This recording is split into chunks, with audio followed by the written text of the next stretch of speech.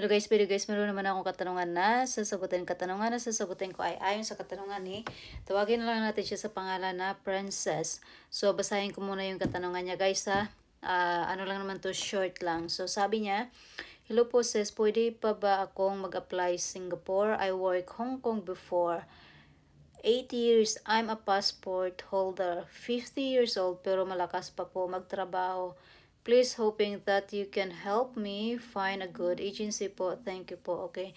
Ma'am Princess, pagpasensyahan nyo na po ako. Pero yung agency na nire-recommend ko, ayaw na po niya tumanggap ng mga ganitong edad. So, yung tinatanggap niya na lang ay hanggang 40 years old. Dati hanggang 43 years old. No, hanggang 45 years old, tapos bumaba uli siya ng 43 years old, tapos ngayon, nagsabi na siya sa akin na hanggang 40 years old na lang kasi mahirap daw mahanapan ng employer at saka mahirap na i-market kung ang applicant ay galing pa sa Pinas tapos yung edad ay nasa 40 pataas.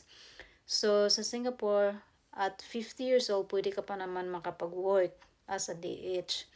Yun nga lang, kailangan makahanap ka ng employer or makahanap ka ng agency na willing pa rin mag-hire kahit 50 years old ka na. Pero yung agency ko kasi na nire-recommend, ayaw na niya tumanggap. So, Ma'am Princess, kung aware ka sa DMW website, pwede po kayo doon maghanap ng mga agency.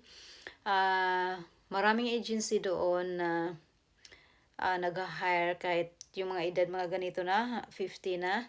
So, baka makahanap kayo doon ng magiging employer nyo, or kung meron kayong mga kaibigan na nasa Singapore na tapos meron silang kakilala na naghahanap ng employer tapos pwede kayo mai-recommend, mas maganda din po yun. Pero itry nyo po yung mga agency sa DMW.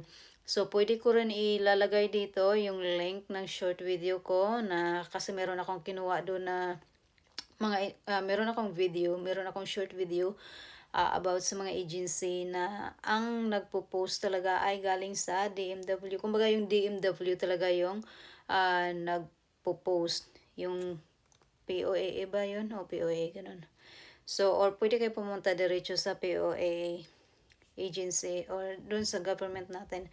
Pero kung meron ka naman ng access ng computer mo, or kahit sabihin na lang natin kahit yung phone mo lang, pwede mo naman i-search yung DMW.com PH ata.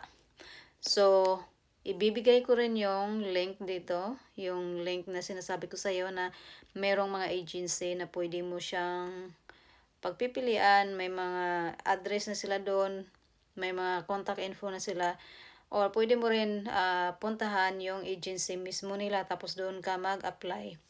Okay ma'am, pagpasensya nyo na po ha, yung agency ko, hindi na po kita maire-recommend sa agency na nire-recommend ko.